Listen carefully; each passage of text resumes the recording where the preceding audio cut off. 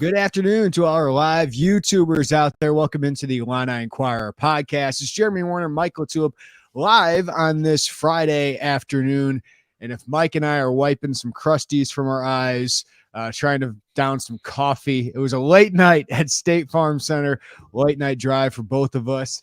So just a few hours of sleep, but we got some thoughts on this really epic comeback for Illinois, down 18 points to Northwestern at the half. Looked bleak, Mike. Looked like we were going to be talking about, man, what does this team need to do now to just make sure they stick in the NCAA tournament field? Didn't want to have to do much, but it turned from bleak to ridiculous excitement and exuberance based on what we saw in the second half. But it was a roller coaster ride, and it was quite the night at State Farm Center. And Mike, you were there. So as a former player taking all that in, I'm always interested to get your perspective of what your thoughts were going through that game or at the end of that game.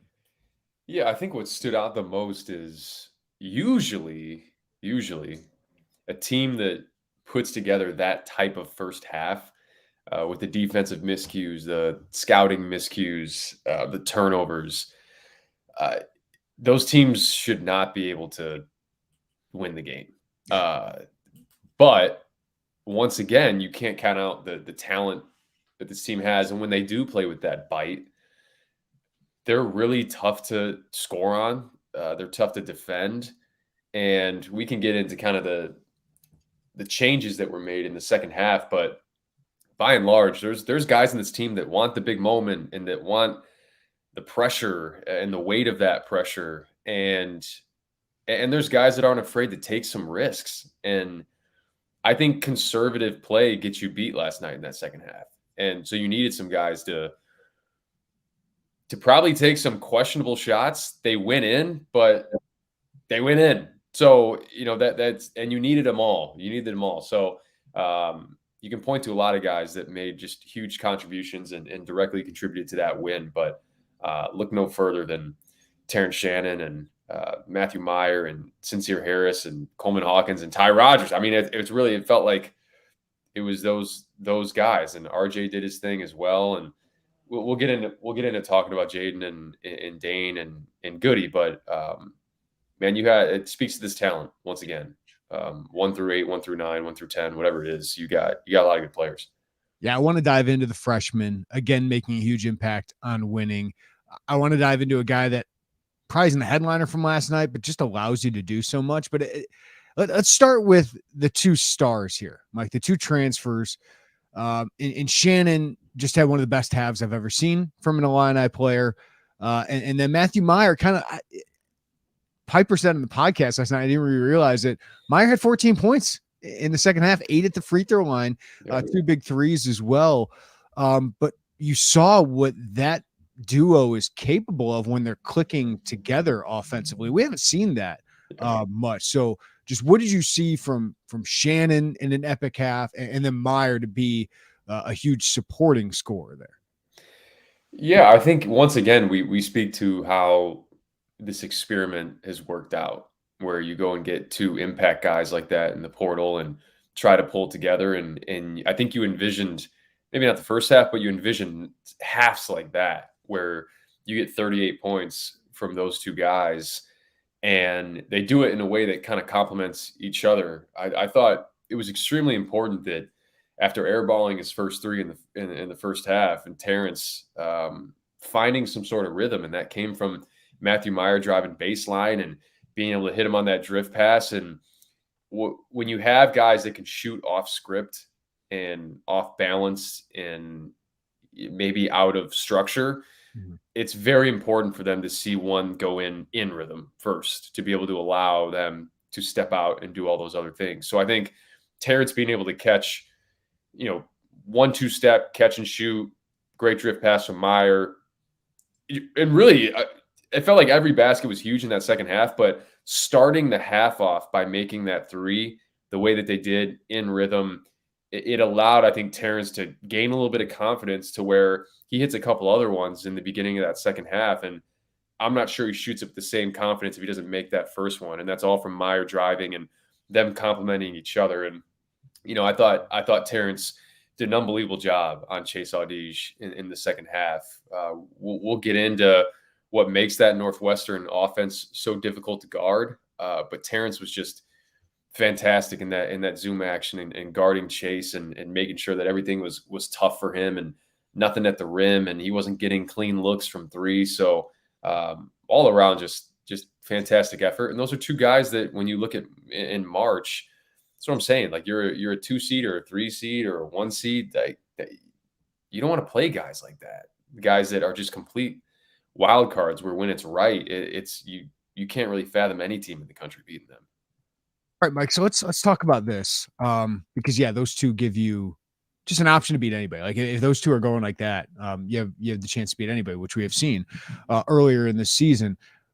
What changed first half to second half? Because first half, Boo Buie is doing what Tony Perkins did, doing what some other people have done against Illinois. He still had 13 in the second half, but 0 for 5 on his last 5 field goals. But what changed for Illinois schematically? What changed from them energy-wise that you saw? I'm going to prevent this from being a long-winded answer. I'm going to try my best here. To me, the biggest change, or at least in my opinion, was recognizing that it wasn't Dane and Jaden's night. And the importance of that, some staffs can recognize it, but some staffs are reluctant to shelf guys because of maybe the ripple effect it can have. And is it going to linger? And how are they going to take it? And when you worry about that as a staff, that's you're doing your team a disservice. And I thought last night, once again, it speaks to the talent. If you didn't have a Coleman Hawkins, then you probably have to ride with Dane and let him play through that. And if you don't have a Sencire Harris, you probably got to ride with Jaden. And then you don't get as much of a bad night, and you can limit it. And there's some damage control because you have other guys, but also implementing Coleman at the 5, it made Nicholson less of a factor. I'm a huge Nicholson fan. He's made a huge impact on that. Oh my God. He lost Nance and Ryan Young, and they're better. Nicholson's a reason for it. He doesn't get talked about enough because all the talk is about Nance and Ryan Young leaving.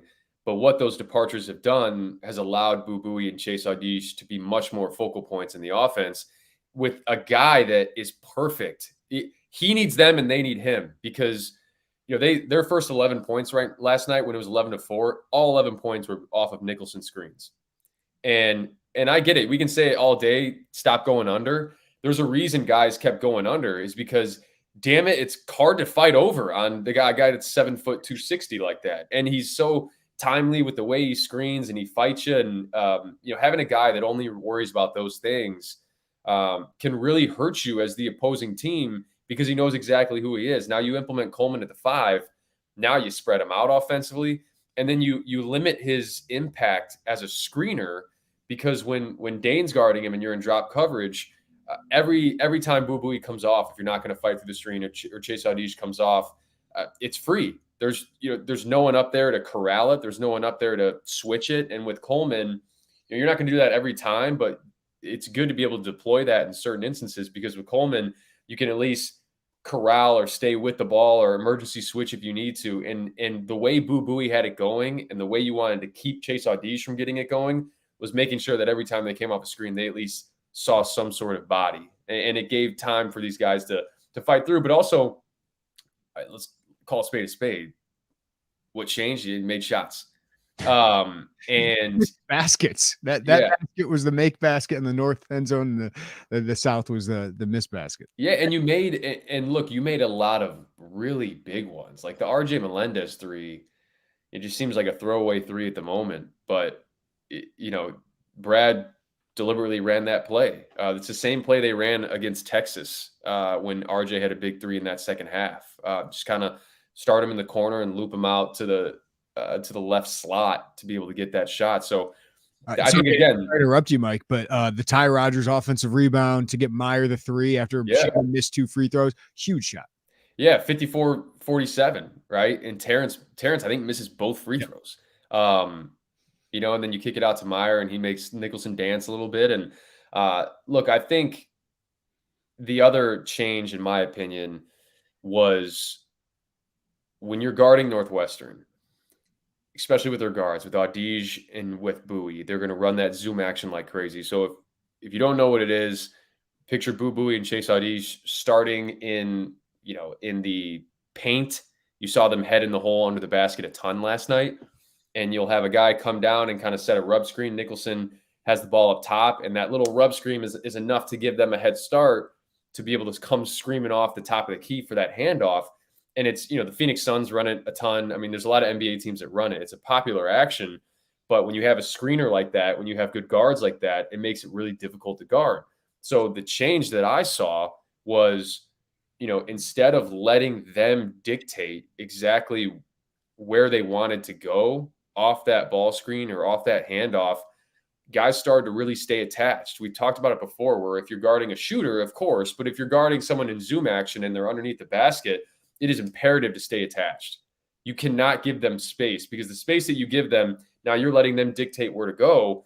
And now that's 6 feet that you have to make up to try to close that gap. And now they can either pop behind the screen if you want to cheat it, or they can continue to curl off of it and you're way too late trailing. So, and then the other thing too is they went under a ton in the first half, and it was not the scout at all. It was just lazy. It was miscues. And even when, Sencire Harris helps from the ball side corner, and then what I'm referring to with the zoom action, it goes for other plays too. So picture this. I'm going to back up my seat right now. If you're watching on the YouTube channel, this would be helpful. If you're listening, I apologize, but I am guarding the inbound. Okay. I'm Sencire Harris. I'm guarding the inbound. When Boo Buie enters it, okay, so now Boo Buie enters it. If you just take a step back and put your arms out and don't give him a certain way to go, he is completely dictating you. Mm-hmm. And because Sencire did that, Buie could give one jab right, get you off a little bit. Now you're a little bit late, and then come off the baseline. And when he comes off the baseline, you think you're late, so you try to shoot the gap. And then because he's being able to dictate it, he gives you a little nudge and is able to bump back off the screen and hits that corner three. So the point is, when guys inbound it on you, okay, the first thing you need to do is arm bar right on his right hip, and I am giving you one way to go. Yep. And by giving you one way to go, now I know which way it is. So I can be more in tune with when to trail, how to trail, and they call it locking and trailing. You got to lock onto him and then trail. You can't give him both ways to go, because that gives him a way to shake off of you. So I know that's a long-winded answer, but I just wanted to break that down because it hurt them a ton in the first half. No, that's why we love having you, Mike. Before we get to the freshmen, I know everyone wants to hear your thoughts because it's so much fun to watch them.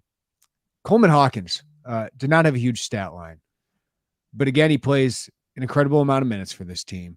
And you mentioned, Mike, I'm glad you did, their ability just to change. Yeah. That is invaluable. And it's mostly Coleman Hawkins. Like the fact that we talk about last year's team, they had to play one way. There was one way they could really play. And then Brad in the NCAA tournament just throws the freshman in because why not? But there was really only one way they could play. This year, you can change it up mid-game, pre-game, all those different things. And Coleman Hawkins is a huge part of it. Had a big block, had a couple nice moments, but just his versatility is incredibly valuable. Yeah, and look, he once again shows his intellect every game, and there were a lot of different times that showed last night, and one in particular, it's 11-4, right? And Matthew Myers backing down into the post, and Coleman knows that, I think he was guarded by Verhoeven at the time, and knows that if I'm ball side, that is where the trap is coming from. So the second that trap goes, I'm diving to the basket, because I know my man's going to leave me. And if they can't zone up in time, I'm going to have a free run, and Matthew Meyer hits him for a layup, a little alley-oop layup. And then, another time as well. And also I thought his pursuit on the glass was fantastic in the first half. That was to me, that was kind of the one bright spot for them in the first half. Was I thought Matthew Meyer and Coleman Hawkins in particular just really kept things alive in the first half and gave them at least second chance opportunities. They didn't capitalize on a lot of them, but gave them a lot of second chance opportunities. And then you talk about growth as well with Coleman. There was a 57-50. Coleman's kind of dancing with the ball on the left wing. you can hear the State Farm Center getting restless. Like it's palpable. Like you can start hearing like, oh, is he doing like that? And November Coleman and last year Coleman would have snatched it back and shot a step back three. But even when he goes to get into his dribble downhill, there's 2 seconds left in the shot clock. And he uses every ounce of that shot clock, gets Nick and shot fakes at the end and gets Nicholson up in the air and then finishes. Like that's who Coleman Hawkins is. Yeah. And I get it. You know, some people have stuff to say about him, but time and time again, he shows why he makes winning plays. And he did again last night. Yeah. Mike, great question from Jake. And I was going to get to it, but I'll let him take it here. Why do we keep giving up career highs? Boo Booey, 35.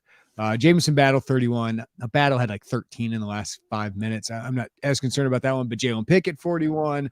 Trace Jackson Davis wasn't a career high, but Tony Perkins was. What's your thoughts on that, Mike? Yeah, I think it's twofold. I think they can certainly do a better job on those guys. You let Boo Booey get going early and you start going under on them. I would imagine, and I'm talking about Boo Booey, and I'm going to switch over to Terrence Shannon. I would imagine that was a career high and a half for Terrence Shannon, perhaps. And the reason he ended up making shots was they let him kind of get loose in the beginning. So, although the percentages are the percentages with these certain guys, you let them get going early. That's why the first 5 minutes, first 10 minutes of the game are ever important. Because if they start feeling it, Benedict Mathurin and Champaign last year, you go under – Funk as well. You start letting them get going, then these shots that start going in, they're low percentage shots, but they're high percentage given the confidence that these guys have. And Trace Jackson Davis, that was a you live, you learn. We can't play him straight up. But Pickett particularly and Bowie hits 5 threes in the first half, which for sure would be a career high for him in a half. And you allowed him to do that. And I don't think it was a scheme thing. They were not supposed to be going under, and they went under. Pickett was kind of the ultimate, I'm going to shake your hand, man, because even when they got the switches, and I know you didn't want Dane on him a ton, but even when Dane got switched onto him, he was going into step-back threes, and he was just making them. So for those types of guys, I thought Sencire did a good job. When you compare it to Jaden, I thought he felt Sencire more. It wasn't perfect. Obviously, Sencire had his fair share of miscues, but I thought he felt him. And that's all you can ask for. These are really good players. Boo Booey's going to have a long professional career. It's crazy he has 1 more year. Mm-hmm. We'll see what happens with that. Yeah, Pickett's probably going to wear an NBA jersey at some point. Like, there's a reason why these guys are good. It's just a matter of stopping the bleeding, right? Like, the 30-point games typically happen because you let them get going or feel good at some point of the stretch of the game. So those are the ones you got to limit. Does it also speak to confidence in his defenders that he can there was one possession I saw Northwestern blitz Terrence Shannon. He passed to Ty Rodgers. Ty Rodgers turns it over. It's like, oh, that can work. Yeah. They didn't really do that with Boo. They obviously did it with Trace Jackson Davis in the last Indiana game, and it worked pretty well for the most part. Brad kind of has confidence in his guys to play single up, seems like. Yeah, and look, because that's the way you practice it. Yeah. And I think people always want to see certain adjustments during the game, but there's certain things that you cannot do if you haven't repped them. A team is dominating you, and they're not a good shooting team. So someone's like, well, why don't we just throw a 2-3 zone at them? It's like, well, if you don't practice 2-3 zone, it's going to be even worse for you. Because have you learned how to get box outs out of a 2-3? Have you learned how to get box outs out of a 1-3-1? Because then you're getting crushed on the glass. So then, I think scheme-wise, I've talked about it before. I know a lot of people want the hard hedging. You don't need to do that with Coleman because, one, you pull him further away from the basket for him to get the contest that he gets. You pull away a lot of your rebounding from the basket. But he said the reason why teams hard hedge and don't switch is because the guy that's hard hedging can't switch. You don't need to do that with Coleman because Coleman can switch. Mm-hmm. So you corral, you level it off, you get the ball out of his hands. You don't need to commit all the way to 28 feet. And if there's an emergency switch, you can do that. I think it speaks to their versatility, but for sure with guards, Brad definitely wants to play these guys straight up. And these guys just need to continue to accept that challenge because they're gonna face really good guards coming into March. And as you go to the NCAA tournament and you don't want to be on the have like a Carson Edwards NCAA tournament type situation where a guy's just has 46 points because it doesn't matter. You can throw up anything. What makes Sencire Harris such an impactful defender?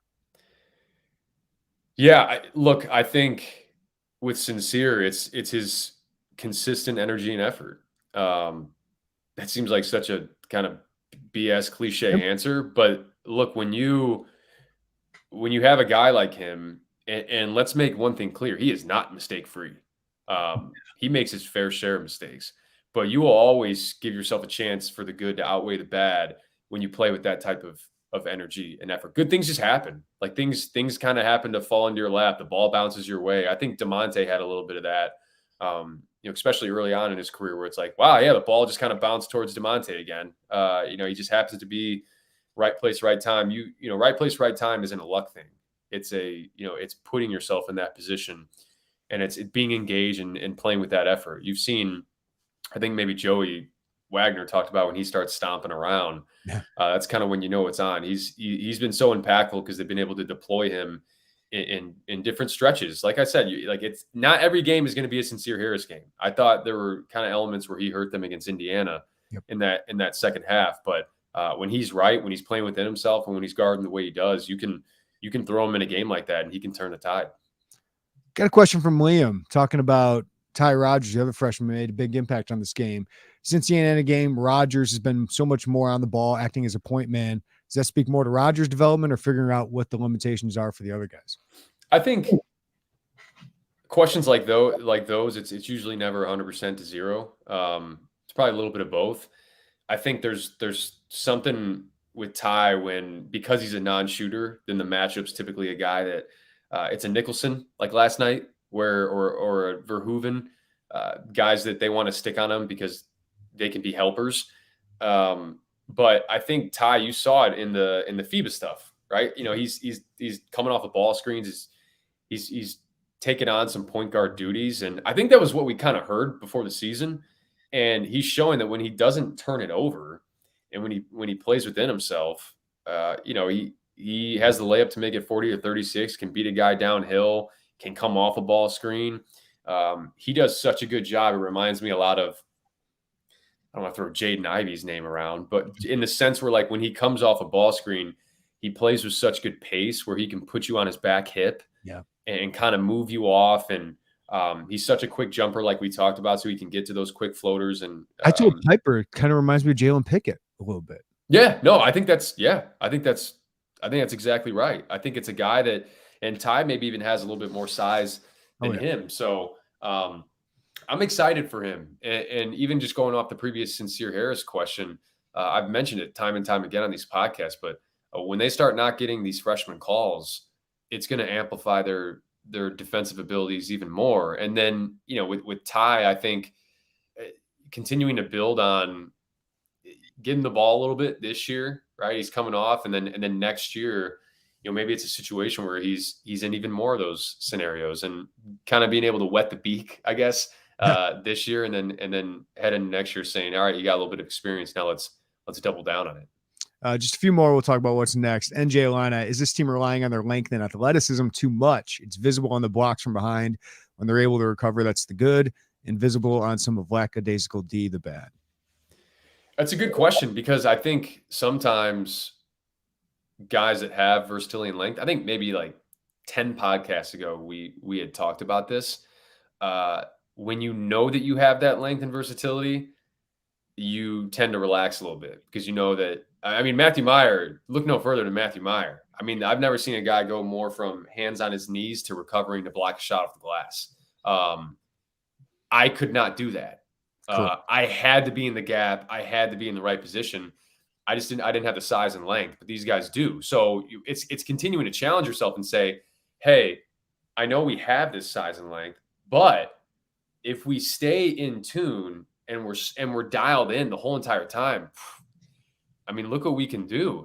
Ty's a really good example of that, where I think Ty's always dialed in. He's always ready to rotate. He's always ready to sink and fill or crack down.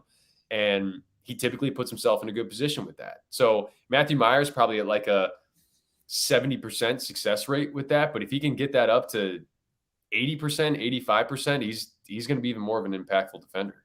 But the difference of Meyer and Alfonso Plummer on defense, just strength wise, is you can have an off possession and recover enough. Yeah, and look, Plummer's biggest thing was he had kind of the double whammy, right? He would take plays off, and he didn't have the length and size to recover, and he got hung up on screens all the time. So, when you get hung up on a screen, Matthew Meyer's done it before, but he can at least chase down and get a contest or get a hand on the ball. Those smaller guys can't do that. So the margin for error is smaller. So I don't know if at this point, all of a sudden, Matthew Meyer's going to be like, you know what? I'm not going hands on the knees anymore. That's probably going to continue. I guess you just kind of have to roll with it. I'd be shocked if it hasn't been addressed, but he's made his impact felt. He's made his presence felt on that end. And you just want to see him be more consistent with that effort. Global says half of Nicholson's screens are borderline illegal, shuffling in the defender, kneeing and pushing off both arms and hands. Yeah, he moves a little bit, Mike, but he seems to have it down to a science because they don't call it. Yeah, he's masterful with it. I think, a guy like that we've talked about before. I know I sung his praises earlier in the podcast, but a guy that knows who he is. When I was doing the film review, I was like, maybe I'll count the amount of screens that Nicholson set in the game. And then I got like 5 minutes into the game. I'm like, I can't do this. 30s by that point. Yeah, he was like, who he reminds me of, Mike? The one good year of Omer Ashik on the Chicago. Yeah, sure. Yeah. That was a hell of a pull, Jeremy. But he, I remember I was tracking it in the beginning of the game. And like I said, their first 11 points were directly off of Nicholson screens. And I'm like, points per screen should be like a metric. We do all these other metrics. I think he generated 11 points off of 8 screens in the first 3 minutes of the game, which is just nuts. That's your stat, man. It's a very high success rate. It's called the LaTulip. Yeah. We'll coin it. It's like the Elam ending, right? He's just throwing his name on it. I'll throw my name on that one. I love it. All right, Mike, next. You head to Ohio State, a team that is floundering, a free fall. I said it last night. They have a Minnesota-like streak here. 14 of 15 they have lost. Clearly, they are more talented than Minnesota, at least depth-wise. Minnesota's got a few good players, but Bryce Sensabaugh is probably going to be a first-round draft pick. They have some talented guys, but head on the road, Mike. Right now, I still believe it's a quad one opportunity. I doubt it will stay that way. Yeah, they're just crazy. Like the fact that a ranked win over Northwestern is not a quad one win. I feel like we need to move that quad to quad 1 through 40. Yeah, the analytics don't like Northwestern, and it's because of their offensive metrics, but the analytics really like Ohio State, and it's because of their offensive metrics, which have slid considerably. But look, this is a game that you do not want to be the team that allows this Ohio State team to get right. Just, you know what? They're whimpering in the street. Just put them away. Step on their throats, Mike. On their throats, man. They will quit. Emotional win. You came back and look, I know these comeback wins that Illinois had this year, UCLA, Texas, they did it against Northwestern last night. Don't have this become, a trend again where it's like, hey, we'll get down and then we'll have the wind at our back and then we'll come back into it. This is 11 a.m. or I guess noon Eastern. This is noon Eastern in what is likely going to be a half filled, if that, arena. Yeah. You're going to need to create your own energy. But for me, this is kind of my, I guess, under the radar thing I'm looking for in this game. I don't want to see anything lingering from Dane Danger, Jaden Epps, or Luke Goody. Last night was last night. Wasn't your game. Flush it, because those 3 guys, you need them, man. Like, you need them in a big way. So it can't be about, look, the hardest thing to do for young guys is to separate their own performance from what the team accomplished. And I say that because a lot of guys, and I was the same way when I was younger, where I was like, I want you to know that I'm not okay with being out. I'm happy that we won, but I want you to know that I'm okay with not being out. So guys show that in different ways. And at this time in March or late February, early March, you're relying on a few young guys, and these young guys need to be mature, right? Turn the corner, turn the page, the games keep coming, and then all of a sudden it's March, and then all of a sudden it's over. So, you got to be able to have a short-term memory on that. And I'll say this too. I was really impressed last night. Jaden Epps, I was there live. I saw it. He was in his own world. He asked out after he gave him another 3 to Bowie in their second half run. Yeah. And never came back, and the body language wasn't great. Yeah. And look, that's not atypical for a young guy. But I will say that just like the Matthew Meyer, we asked about like leadership on this team before the season, just like the Matthew Meyer hug of RJ Melendez. I know we've made a lot of that, but I saw it live, and I think that means a lot. And same thing with Jaden Epps, man. Like, he gets up off the bench to go to the huddle. I think it was at the under 4 media, and very clearly was not going back into the game. Like, he was done for the night. And Sencire Harris and Terrence Shannon just put on a show. The place is rocking. They're fired up. They're pumped up. And the first thing they do when they get to the huddle is walk over and hug Jaden Epps. That's huge. And pat him on the back and say, hey, man, like, I don't know what was said, but I could tell just the demeanor is like, hey, we got you. Like, we got your back. All right. And we know that you're going to have ours. In the next few weeks, there's going to be a moment where Jaden Epps is going to step up and he's going to have their back. So, dude, I loved everything about Terrence on the court, but the energy and the leadership he was showing, like emotionally, he put them on his back as well, along with Sencire and Ty and all those things. But I just saw that guy was going to win that game. Yeah. And he could have easily just said, you know what? I'm super out of rhythm. 3 fouls in the first half.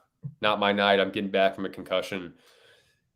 And but that leadership right there that you're talking, I love seeing that. Just assertive Terrence Shannon in any way.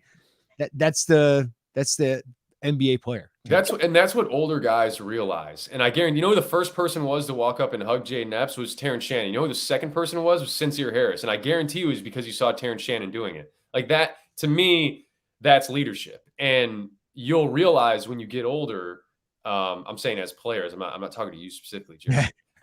But you realize when you get older as a player that you take so much stress and anxiety off yourself when you just pour it into others. Even when you don't feel like it, even when it feels like maybe I'm just doing this to do it. Like it's because there's no bad that can come from it. Mm-hmm. There's no bad that can come from it. So learning lesson for a few of those guys. But that's what I'm looking for, man. I want to see the maturity. You guys are young, but we're counting on you. And can you turn the page? And I'll be looking to see if they can do that.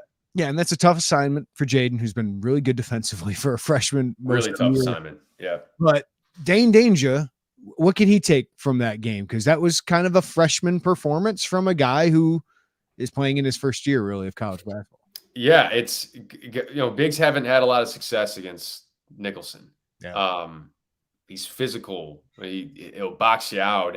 But the thing with Dane that he has to realize is when teams trap you, because right now he's struggling with pressure. One-on-one, he's probably a top 4 big maybe in the conference when it comes to getting into him one-on-one, toolsy, if you want to use a baseball phrase.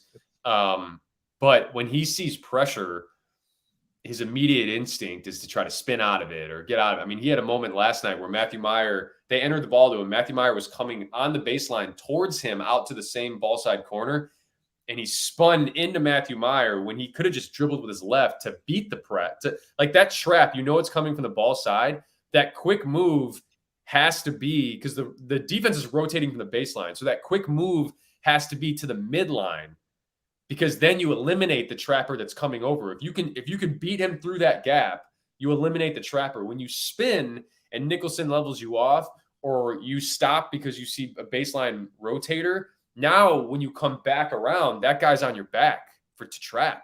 And that's where he got the majority of his turnovers. And then the one-handed passes out of the traps too. Like he's going to start, look, when he becomes more of a focal point in this league, just like Trace Jackson Davis, just like Hunter Dickinson, just like Zach Edey, dude, you're going to get trapped.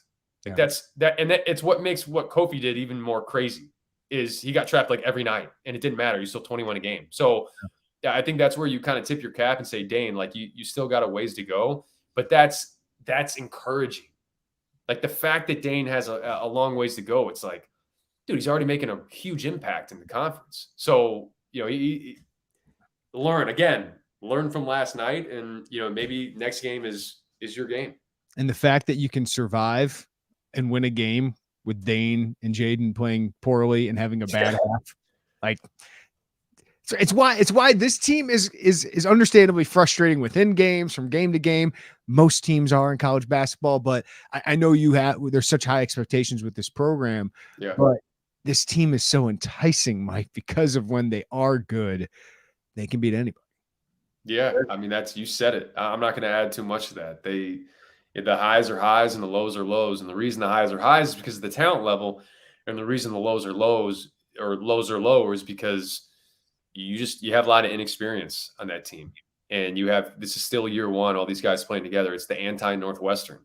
Where Northwestern is super stable and solid is areas that Illinois isn't because of their youth and inexperience. So. Again, it speaks to being able to have stability year after year and bring back guys, bring back your backcourt, bring back your wings, and those guys will continue to learn how to play together, continue to value the scout, and because that's what Northwestern. When I watch Northwestern, that's what they do. They are never out of position defensively. They run their stuff to a T. They got everybody on that team that their role identification is chef's kiss. They know exactly who they are, and that's what makes them hard to beat. Because you look at them analytically. That should not be a team that's second in the conference. Right. But if you do all those little intangible things, you can find yourself towards the top. And then if you do all those intangible things and you add the talent on top of it, like this Illinois team has, that's when you're winning leagues. So that's what we'll say about that, I guess. Mike, the last stretch here, you got Ohio State, home against Michigan, at Purdue. Obviously playing at Mackey is incredibly, incredibly difficult. Getting a double bye is still going to be difficult even if you win 2, because Maryland, Indiana have the tiebreaker over you. So if they win 12 and you win 12, Illinois will be below that. We'll see if Northwestern can scratch out some wins here against a tough schedule. But man, Illinois is in the thick of it, and they have the chance to finish top 5 at least for a 4th straight year in the Big Ten. Yeah, and look, this Michigan game coming up. Every year Michigan, it's like they're dangerous again in the late season, and I think they popped themselves on the right side of the bubble last night. But they have a lot of guys that are emerging. I think Doug McDaniel was fantastic last night for them against Rutgers, and Kobe Buffkin's playing like an NBA draft pick. I wouldn't be surprised to see him gone this year, which again it feels like Michigan does this year after year, where it's like, oh yeah, those guys are leaving now. Like Brzdeikis left, and Houston left, and Diabate leaves, and now you got Buffkin. You think you have some stability, and he might be gone too. So, and then what you get with Hunter as well. I think they've done a better job of being able to play together, and their roles are somewhat being identified as well, because that was their biggest issue early in the season. So, yeah, I mean, you're in for probably another dogfight in that game. So I'm excited, because if you win 2, I mean, what are the chances here? Is there a world they win out and Purdue loses out? Is that a share of the title? Is it alive at all? Purdue hasn't clinched quite yet, because Northwestern is just a game and a half back, and they've beaten Purdue. Let's see. Michigan's got Wisconsin at home, Illinois away, Indiana away, and they've lost to Purdue. I don't think Michigan can win it, because they lost to Purdue. Well, they could win a share of it. All right. They wouldn't get the 1 seed. Yeah, they're still mathematical, which would be insane. Well, I guess theoretically, Illinois wins out, which means they beat Purdue. Purdue loses out. They get a share. Yeah. I mean, it's not. It could happen, I guess, right? Because all these other teams, I think Illinois or Indiana still plays Purdue. Mm-hmm. Which I guess would vault Indiana up, but I think Indiana still plays one more. Michigan, right? Indiana's got at Purdue, home against Iowa, home against Michigan. Right, and then I think Maryland still plays somebody as well that's also in that mix. I could be wrong there, but Northwestern. Yeah, they play. A lot of these teams are playing. They all play each other. Nobody has. I don't think anybody has Minnesota left. Nobody has Nebraska. Like Illinois got Ohio State left, but yeah, nobody's got. Which is good, because I think Illinois has this next game, Illinois by standings Right. has the weakest opponent out of anybody that is up there. So that's why it's all the more important that you go and grab that win. Because the rest of these teams are probably going to end up cannibalizing themselves in this last week or so. All right, Mike LaTulip, man, thanks as always. We'll reconvene next week. Of course, we're going to record our film room after this, so all you VIP members will get a chance to watch Mike break down how this happened in detail on the court. I'm looking forward to this. So you can check that out on the VIP side. But thanks for listening on the YouTube channel for everyone that did. And Mike, thanks as always, man, for making us basketball smart, man. Appreciate it, man.